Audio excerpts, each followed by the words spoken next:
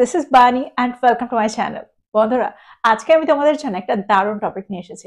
আজকে আমরা দেখব used to be used to R get used to ব্যবহার।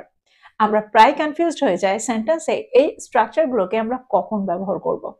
অর্থাৎ কোন ক্ষেত্রে আমরা কোনটার ব্যবহার করব। এছাড়াও আমরা বেশ কয়েকটা সিমিলার স্ট্রাকচার দেখব, যে স্ট্রাকচারগুলোতেও আমরা বেশ কনফিউজড হয়ে থাকি। প্রত্যেকটা স্ট্রাকচার প্রচন্ড ইম্পর্টেন্ট, প্রচন্ড ইউজফুল। এগুলোকে আমরা সেন্টেন্সে বারবার ব্যবহার হতে দেখি, আর ঠিক সেই কারণে এগুলোর সঠিক ব্যবহার তোমাদের জানা দরকার। আমি প্রত্যেকটা স্ট্রাকচারের সাথে এক্সাম্পল দিয়ে তোমাদেরকে বুঝিয়ে দেওয়ার চেষ্টা করব সেন্টেন্স এগুলোর সঠিক ব্যবহার। তো আজকের ভিডিওটাও কিন্তু খুবই ইম্পর্টেন্ট হতে চলেছে, খুবই ফ্রুটফুল হতে চলেছে। তোমরা কোথাও যাবে না, আমার সাথে ভিডিওটা একদম শেষ পর্যন্ত থাকবে। যারা চ্যানেলে নতুন অর্থাৎ প্রথম আমার ভিডিও দেখছো তারা প্লিজ চ্যানেলটাকে সাবস্ক্রাইব করে নিও, তাহলে যখনই আমি ভিডিও আপলোড করবো তোমরা নোটিফিকেশন পেয়ে যাবে। তার দেরি না করে চলো শুরু করা যাক আজকের ভিডিও। সবার আগে আমরা যে স্ট্রাকচারটা দেখবো সেটা হলো ইউজড টু। দেখো, ইউজড টু প্লাস ভার্বের বেস ফর্ম। সেন্টেন্সে আমরা স্ট্রাকচারটা ব্যবহার তখন করি যখন আমরা অর্থ করতে চাই অতীতে কোনো একটা সময়ে কোনো একটা কাজ নিয়মিত হতো কিন্তু এখন হয় না। অর্থাৎ কোনো একটা কাজ অতীতে হতো কিন্তু এখন হয় না। অতীতের কোনো অভ্যাস বোঝাতেও আমরা সেন্টেন্সে ইউজড টু এর ব্যবহার করে থাকি। সেন্টেন্স দেখো তোমরা আরো ভালো করে বুঝতে পারবে। যদি আমি বলি আমি প্রতিদিন ক্রিকেট খেলতাম, অর্থাৎ আমি অর্থ করতে চাইছি আমি আগে প্রতিদিন ক্রিকেট খেলতাম কিন্তু এখন আর খেলি না। সেন্টেন্সটা কি হবে? I used to play cricket every day. I used to play cricket every day. একটা এক্সাম্পল দেখো, যদি আমি বলি আমরা প্রতি গ্রীষ্মে আমাদের দাদু ঠাকুমার সাথে দেখা করতে যেতাম। We used to visit our grandparents every summer. We used to visit our grandparents every summer. অর্থাৎ আমরা আগে প্রতি গ্রীষ্মে আমাদের দাদু ঠাকুমার সাথে দেখা করতে যেতাম, যেটা এখন আর যাওয়া হয় না। একটা এক্সাম্পল দেখো, যদি আমি বলি সে যখন ছোট ছিল সে খুব কাঁদতো, দ্যাট মিনস এটা তার স্বভাব ছিল। সে যখন ছোট ছিল তখন সে কাঁদতো, এখন আর কাঁদে না। He used to cry a lot when he was kid. বা আমরা এটাও বলতে পারি he used to cry a lot when he was little. একটা এক্সাম্পল দেখো, যদি আমি বলি তারা অনেক বছর আগে এই গ্রামে থাকতো। They use to live in this village many years ago. They use to live in this village many years ago. দেখো, তারা থাকতো, তারা আগে থাকতো কিন্তু এখন থাকে না। অর্থাৎ এখানেই আমরা ইউজ টু এর ব্যবহার করব। They use to live in this village. দেখো, সেন্টেন্সে প্রায় তোমরা ইউজ টু বি এর ব্যবহার হতে দেখবে। ইউজ টু বি এর ব্যবহার আমরা সেন্টেন্সে তখন করি যখন আমরা অর্থ করতে চাই কেউ আগে কোনো কিছু ছিল বা কোনো জায়গায় কোনো একটা জিনিস ছিল। ফর এক্সাম্পল, যদি আমি বলি ওই দোকানটা আগে একটা লাইব্রেরি ছিল। That shop use to be a library. That shop use to be a library. যদি আমি বলি সে একজন ভালো ছাত্র ছিল, দ্যাট মিনস সে আগে একজন ভালো ছাত্র ছিল। He use to be a good student. He use to be a good student. তো তোমরা বুঝতে পারছো সেন্টেন্সে আমরা ইউজ টু প্লাস ভার্বের বেস ফর্ম বা ইউজ টু বি এর ব্যবহার সেন্টেন্সে কি করে করছি। তো এক্সাম্পলগুলোর মধ্যে দিয়ে আমার মনে হয় তোমরা এই স্ট্রাকচারটা বুঝতে পারলে। এবার আমরা দেখবো এর পরের স্ট্রাকচারটা। এবার যে স্ট্রাকচারটা আমরা দেখবো সেটা হলো be use to plus noun বা ভার্ব প্লাস আইএনজি এং। দেখো, সেন্টেন্সে আমরা স্ট্রাকচারটা ব্যবহার তখন করি যখন আমরা অর্থ করতে চাই কেউ কোনো কিছুতে অভ্যস্ত। আমি এটা করতে অভ্যস্ত।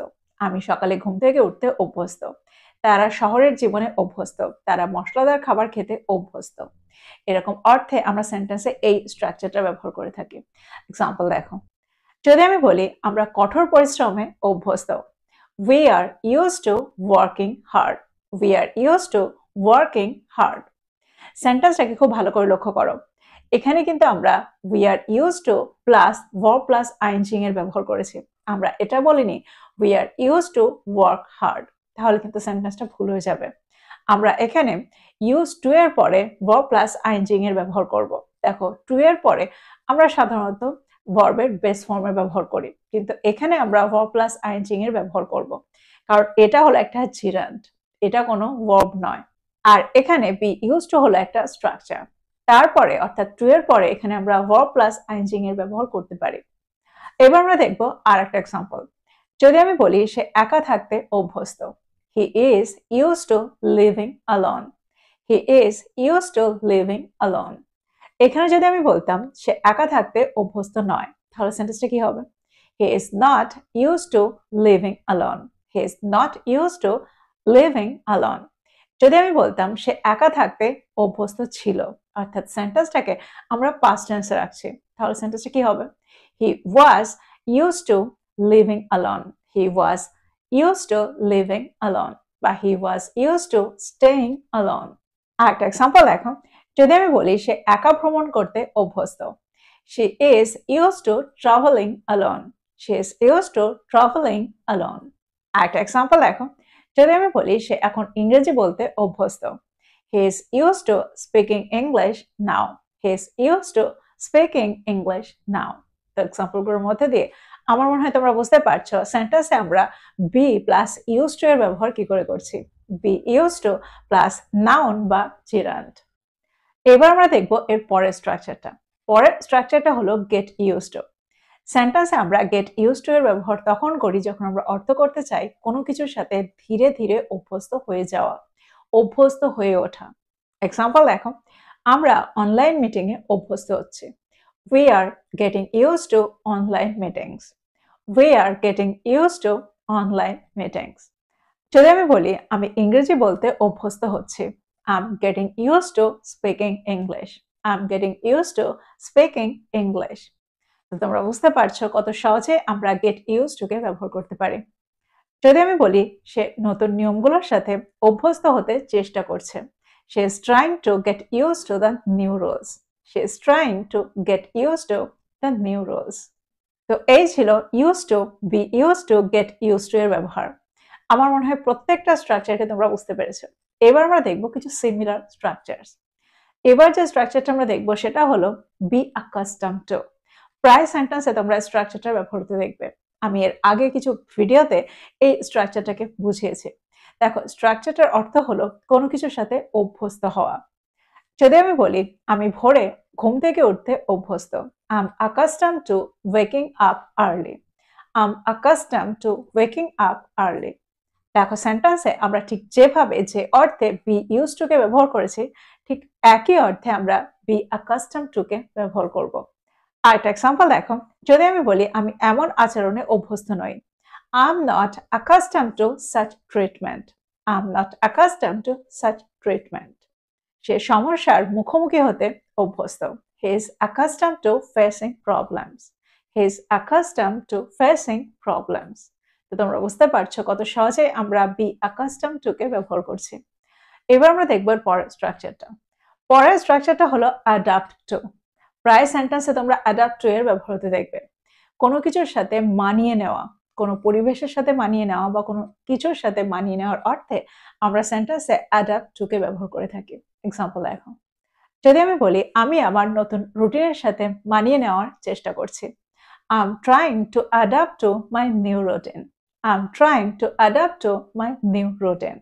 আরেকটা এক্সাম্পল দেখো, যদি আমি বলি সে তার নতুন পরিবেশের সাথে মানিয়ে নিয়েছিল, he adapted to his new environment.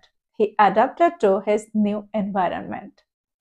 যদি আমি বলি তার শহরের জীবনটা মানিয়ে নেওয়াটা কঠিন লেগেছিল, দ্যাট মিন্স তার কাছে শহরের জীবনটার সাথে মানিয়ে নেওয়াটা কঠিন লেগেছিল, কঠিন মনে হয়েছিল। সেন্টেন্সটা কি হবে? She found it hard to adapt to city life. She found it hard to adapt to city life. তো তোমরা বুঝতে পারছো সেন্টেন্সে আমরা adapt to কে কোন অর্থে ব্যবহার করছি। সেন্টেন্সটা যখন পাস্ট টেন্সে থাকছে তখন আমরা adapted to এর ব্যবহার করছি। এর আগে আমরা দেখেছি be accustomed to এর ব্যবহার। এবার আমরা দেখব get accustomed to এর ব্যবহার। দেখো, সেন্টেন্সে আমরা get used to কে ঠিক যে অর্থে ব্যবহার করি ঠিক একই অর্থে আমরা get accustomed to কেও ব্যবহার করতে পারি। দেখো, যখন আমরা সেন্টেন্সে অর্থ করব কোনো কিছুর সাথে ধীরে ধীরে অভ্যস্ত হয়ে যাওয়া, তখন আমরা সেন্টেন্সে get accustomed to কে ব্যবহার করব। যদি আমি বলি আমি আমার নতুন চাকরির সাথে অভ্যস্ত হয়ে যাচ্ছি, I'm getting accustomed to my new job. I'm getting accustomed to my new job. আরেকটা এক্সাম্পল দেখো, যদি আমি বলি সে নতুন নিয়মগুলোর সাথে অভ্যস্ত হচ্ছে, she is getting accustomed to the new rules. She is getting accustomed to the new rules. এবার যদি আমি বলি সে নতুন নিয়মগুলোর সাথে অভ্যস্ত হয়ে গিয়েছিল, she got accustomed to the new rules. She got accustomed to the new rules. তো তোমরা বুঝতে পারছো সেন্টেন্সে আমরা স্ট্রাকচারটাকে কিভাবে ব্যবহার করছি, get accustomed to কে কোন অর্থে ব্যবহার করছি। এবার যে স্ট্রাকচারটা আমরা দেখবো সেটা হলো B familiar with. B familiar with something, যার অর্থ হলো কোনো কিছুর সাথে পরিচিত থাকা। যদি আমি বলি আমি এই বিষয়টির সাথে পরিচিত, I am familiar with this topic, I am familiar with this topic, বা I am familiar with this matter. যদি আমি বলি আমি নিয়মগুলোর সাথে পরিচিত, I am familiar with this rules, I am familiar with this rules. আমরা প্রায় বলে থাকি তুমি কি এই জায়গাটার সাথে পরিচিত? Are you familiar with this place? Are you familiar with this place? তো তোমরা বুঝতে পারছো সেন্টেন্সে আমরা স্ট্রাকচারটাকে কিভাবে ব্যবহার করছি। তো আমার মনে হয় তোমরা প্রত্যেকটা স্ট্রাকচারকে বুঝতে পারলে। গেট দিয়ে যে স্ট্রাকচারগুলো দেখলাম প্রত্যেকটা স্ট্রাকচার খুবই সহজ ছিল আর তেমন ইউজফুল। আর তারপরে আমরা যে সিমিলার স্ট্রাকচারগুলো দেখলাম সেগুলোও খুব ইম্পর্ট্যান্ট। প্রত্যেকটা স্ট্রাকচারকে আমরা প্রায় সেন্টেন্সে ব্যবহার হতে দেখি। আর ঠিক সেই কারণে প্রত্যেকটা স্ট্রাকচারকে নোট ডাউন করে এগুলো দিয়ে প্রচুর সেন্টেন্স তৈরি করো আর সেগুলোকে তোমাদের প্রতিদিনের কনভারসেশনে ইনক্লুড করো। যত তোমরা এগুলোকে প্র্যাকটিস করবে তত তাড়াতাড়ি তোমরা এগুলোর সাথে ইউজড হয়ে যাবে। তো এই ছিল আজকের ভিডিও, এই ছিল আজকের টপিক। ভিডিওটা ভালো লাগলে লাইক করতে ভুলে যেও না, বন্ধুদেরকে শেয়ার করো যারা ইংরেজি শিখছে। So this is all about today. I will be back with another video. Till then, take care. Thank you for watching this video. Bye bye.